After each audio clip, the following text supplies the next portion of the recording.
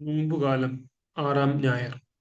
ഒന്നാം വായന നിയമാവർത്തന പുസ്തകത്തിൽ നിന്ന് 8-ാം അധ്യായം 1 മുതൽ 10 വരെയുള്ള വാക്യങ്ങൾ.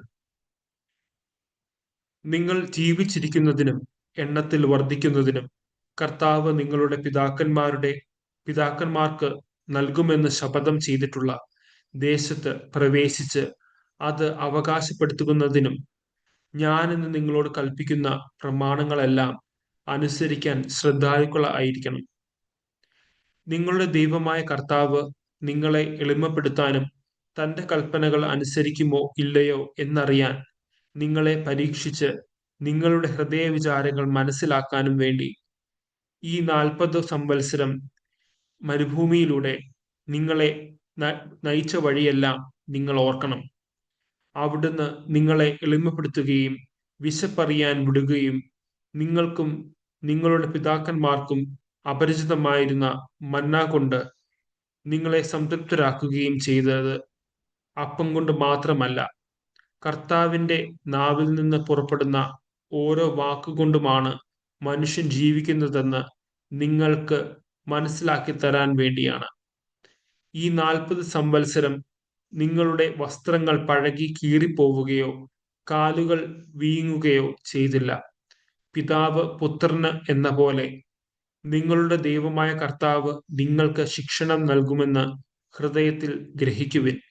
അതിനാൽ നിങ്ങളുടെ ദൈവമായ കർത്താവിന്റെ മാർഗത്തിലൂടെ ചരിച്ചും അവിടുത്തെ ഭയപ്പെട്ടും അവിടുത്തെ കൽപ്പനകൾ പാലിച്ചുകൊള്ളുവിൻ. എന്തെന്നാൽ അരുവികളും ഉറവകളും മലകളിലും താഴ്വരകളിലും പൊട്ടിയൊഴുകുന്ന പ്രവാഹങ്ങളുമുള്ള ഒരു നല്ല ദേശത്തേക്കാണ് നിങ്ങളുടെ ദൈവമായ കർത്താവ് നിങ്ങളെ കൊണ്ടുവരുന്നത്. ഗോതമ്പും ബാർലിയും മുന്തിരിച്ചെടികളും അത്തിവൃക്ഷങ്ങളും മാതള നാരകങ്ങളും ഒലിവ് മരങ്ങളും തേനും ഉള്ള ദേശമാണത്. അവിടെ നിങ്ങൾ സുഭിക്ഷമായി അപ്പം ഭക്ഷിക്കും. നിങ്ങൾക്ക് ഒന്നിന് ഉണ്ടാവുകയില്ല. അവിടെയുള്ള കല്ലുകൾ ഇരുമ്പാണ്. മലകളിൽ നിന്ന് ചെമ്പ് കുഴിച്ചെടുക്കാം. നിങ്ങൾ ഭക്ഷിച്ച് തൃപ്തരാകുമ്പോൾ നിങ്ങൾക്ക് നൽകിയിരിക്കുന്ന നല്ല ദേശത്തെ പ്രതി ദൈവമായ കർത്താവിനെ സ്തുതിക്കണം. രണ്ടാം വായന മക്കബായരുടെ 2-ാം പുസ്തകത്തിൽ നിന്ന് 6-ാം അധ്യായം 18 മുതൽ 31 വരെയുള്ള വാക്യങ്ങൾ. ഉന്നത സ്ഥാനീയായ ഒരു നിയമജ്ഞനും കുലീന ഭാവത്തോടു കൂടിയവനും വയോധികനുമായ എലയാസറിന്റെ വായ് പന്നിമാംസം തീറ്റാൻ അവർ ബലം പ്രയോഗിച്ച് തുറന്നു. അവമാനിതനായി ജീവിക്കുന്നതിനേക്കാൾ അഭിമാനത്തോടെ മരിക്കാൻ നിശ്ചയിച്ച അവൻ അത് തുപ്പിക്കളഞ്ഞതുകൊണ്ട് പീഡനം വരിച്ചു. ജീവനോടുള്ള സ്വാഭാവിക സ്നേഹം പോലും മറന്ന് നിഷിദ്ധ വസ്തുക്കൾ രുചിക്കാൻ പോലും വിസമ്മതിക്കുന്ന ധീരന്മാർ ഇങ്ങനെയാണ് ചെയ്യേണ്ടത്.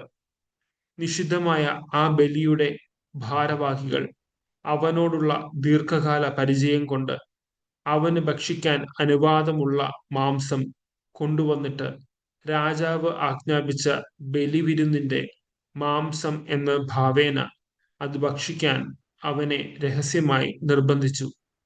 അവൻ അങ്ങനെ ചെയ്ത് മരണത്തിൽ നിന്ന് രക്ഷപ്പെടുമെന്നും തങ്ങളോടുള്ള ചിരകാല മൈത്രി മൂലം അവന് കരുണ ലഭിക്കുമെന്നും അവർ പ്രതീക്ഷിച്ചു.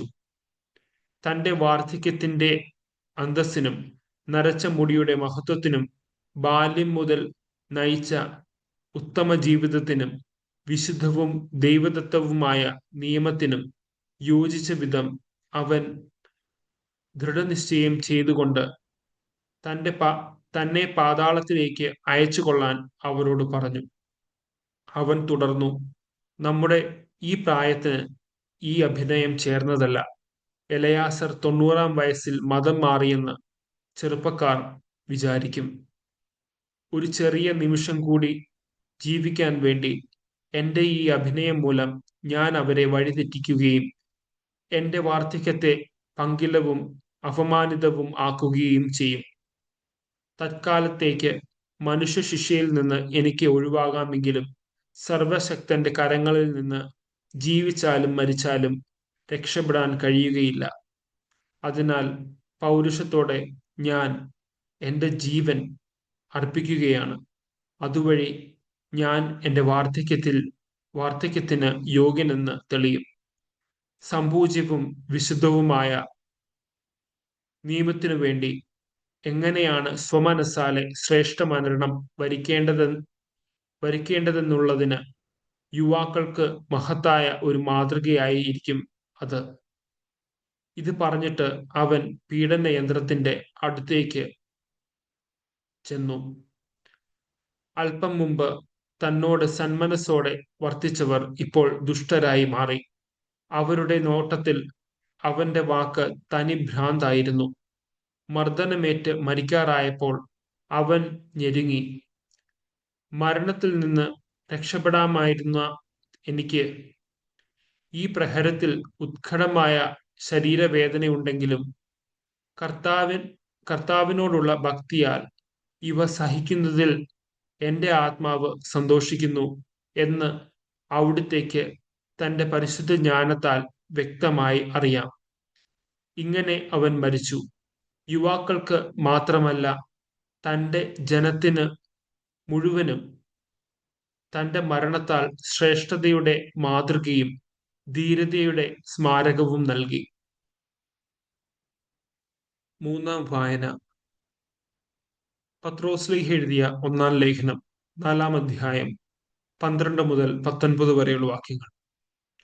പ്രിയപ്പെട്ടവരെ, നിങ്ങളെ പരിശോധിക്കാനായി അഗ്നിപരീക്ഷകൾ ഉണ്ടാകുമ്പോൾ അപ്രതീക്ഷിതമായതെന്തോ സംഭവിച്ചാലെന്ന പോലെ പരിഭ്രമിക്കരുത്.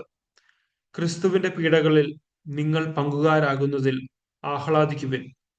അവന്റെ മഹത്വം വെളിപ്പെടുമ്പോൾ നിങ്ങൾ അത്യധികം ആഹ്ലാദിക്കും. ക്രിസ്തുവിന്റെ നാമം നിമിത്തം നിന്ദിക്കപ്പെട്ടാൽ നിങ്ങൾ ഭാഗ്യവാന്മാർ. എന്തെന്നാൽ മഹത്വത്തിന്റെ ആത്മാവ്, അതായത് ദൈവാത്മാവ് നിങ്ങളിൽ വസിക്കുന്നു. നിങ്ങളിൽ ആരും തന്നെ കൊലപാതകിയോ മോഷ്ടാവോ ദുഷ്കർമ്മിയോ പരദ്രോഹിയോ ആയി പീഡ സഹിക്കാൻ ഇടയാകരുത്. ക്രിസ്ത്യാനി എന്ന നിലയിലാണ് ഒരുവൻ പീഡ സഹിക്കുന്നതെങ്കിൽ അതിൽ അവൻ ലജ്ജിക്കാതിരിക്കട്ടെ. പിന്നെയോ ക്രിസ്ത്യാനി എന്ന നാമത്തിൽ അഭിമാനിച്ചുകൊണ്ട് അവൻ ദൈവത്തെ മഹത്വപ്പെടുത്തട്ടെ. എന്തെന്നാൽ വിധിയുടെ സമയം സമാഗതമായിരിക്കുന്നു. ദൈവത്തിന്റെ ഭവനത്തിലായിരിക്കും അത് ആരംഭിക്കുക. അത് നമ്മിലാണ് ആരംഭിക്കുന്നതെങ്കിൽ ദൈവത്തിന്റെ സുവിശേഷം അനുസരിക്കാത്തവരുടെ അവസാനം എന്തായിരിക്കും? നീതിമാൻ കഷ്ടിച്ചു മാത്രം രക്ഷപ്പെടുന്നെങ്കിൽ ദുഷ്ടന്റെയും പാപിയുടെയും സ്ഥിതി എന്തായിരിക്കും? ആകയാൽ ദൈവഹിതമനുസരിച്ച് സഹിക്കുന്നവർ നന്മ ചെയ്തുകൊണ്ട് വിശ്വസ്തനായ സൃഷ്ടാവിന് തങ്ങളുടെ ആത്മാക്കളെ ഭരമേൽപ്പിക്കട്ടെ. സുവിശേഷ വായന. വിശുദ്ധ മർക്കോസ് എഴുതിയ സുവിശേഷം 8-ാം അധ്യായം 31 മുതൽ 38 വരെയും 9-ാം അധ്യായം 1 വരെ. മനുഷ്യപുത്രൻ വളരെയേറെ സഹിക്കുകയും ജനപ്രമാണികൾ, പ്രധാന പുരോഹിതന്മാർ, നിയമജ്ഞർ എന്നിവരാൽ തിരസ്കരിക്കപ്പെടുകയും വധിക്കപ്പെടുകയും 3 ദിവസങ്ങൾക്ക് ശേഷം ഉയർത്തെഴുന്നേൽക്കുകയും ചെയ്യേണ്ടിയിരിക്കുന്നുവെന്ന് അവൻ അവരെ പഠിപ്പിക്കാൻ തുടങ്ങി. അവൻ ഇക്കാര്യം തുറന്നു പറഞ്ഞു. അപ്പോൾ പത്രോസ് അവനെ മാറ്റി നിർത്തിക്കൊണ്ട് തടസ്സം പറയാൻ തുടങ്ങി. യേശു പിന്തിരിഞ്ഞു നോക്കിയപ്പോൾ ശിഷ്യന്മാർ നിൽക്കുന്നത് കണ്ട് പത്രോസിനെ ശാസിച്ചുകൊണ്ട് പറഞ്ഞു, സാത്താനെ, നീ എൻ്റെ മുമ്പിൽ നിന്ന് പോകൂ. നിന്റെ ചിന്ത ദൈവികമല്ല, മാനുഷികമാണ്. അവൻ ശിഷ്യന്മാരോടൊപ്പം ജനക്കൂട്ടത്തെയും തൻ്റെ അടുത്തേക്ക് വിളിച്ചു വരുത്തി അവരോട് പറഞ്ഞു, ആരെങ്കിലും എന്നെ അനുഗമിക്കാൻ ആഗ്രഹിക്കുന്നെങ്കിൽ അവൻ തന്നെ പരിത്യജിച്ച് തൻ്റെ കുരിശുമെടുത്ത് എന്നെ അനുഗമിക്കട്ടെ. സ്വന്തം ജീവൻ രക്ഷിക്കാൻ ആഗ്രഹിക്കുന്നവൻ അത് നഷ്ടപ്പെടുത്തും. ആരെങ്കിലും എനിക്ക് വേണ്ടിയോ സുവിശേഷത്തിന് വേണ്ടിയോ സ്വന്തം ജീവൻ നഷ്ടപ്പെടുത്തിയാൽ അവൻ അതിനെ രക്ഷിക്കും. ഒരുവൻ ലോകം മുഴുവൻ നേടിയാലും തൻ്റെ ആത്മാവിനെ നഷ്ടപ്പെടുത്തിയാൽ അതുകൊണ്ട് അവന് എന്ത് പ്രയോജനം? മനുഷ്യൻ സ്വന്തം ആത്മാവിന് പകരമായി എന്തു കൊടുക്കും? പാപം നിറഞ്ഞതും അവിശ്വസ്തവുമായ ഈ തലമുറയിൽ എന്നെക്കുറിച്ചോ എന്റെ വചനങ്ങളെക്കുറിച്ചോ ലജ്ജിക്കുന്നവനെ പറ്റി മനുഷ്യപുത്രനും തന്റെ പിതാവിന്റെ മഹത്വത്തിൽ പരിശുദ്ധ ദൂതന്മാരോടുകൂടെ വരുമ്പോൾ ലജ്ജിക്കും. അവൻ അവരോട് പറഞ്ഞു, ദൈവരാജ്യം ശക്തിയോടെ സമാഗതമാകുന്നത് കാണുന്നതുവരെ മരിക്കുകയില്ലാത്ത ചിലർ ഇവിടെ നിൽക്കുന്നവരിലുണ്ടെന്ന് സത്യമായി ഞാൻ നിങ്ങളോട് പറയുന്നു. നമ്മുടെ കർത്താവായ മിശിഹായ്ക്ക് സ്തുതി.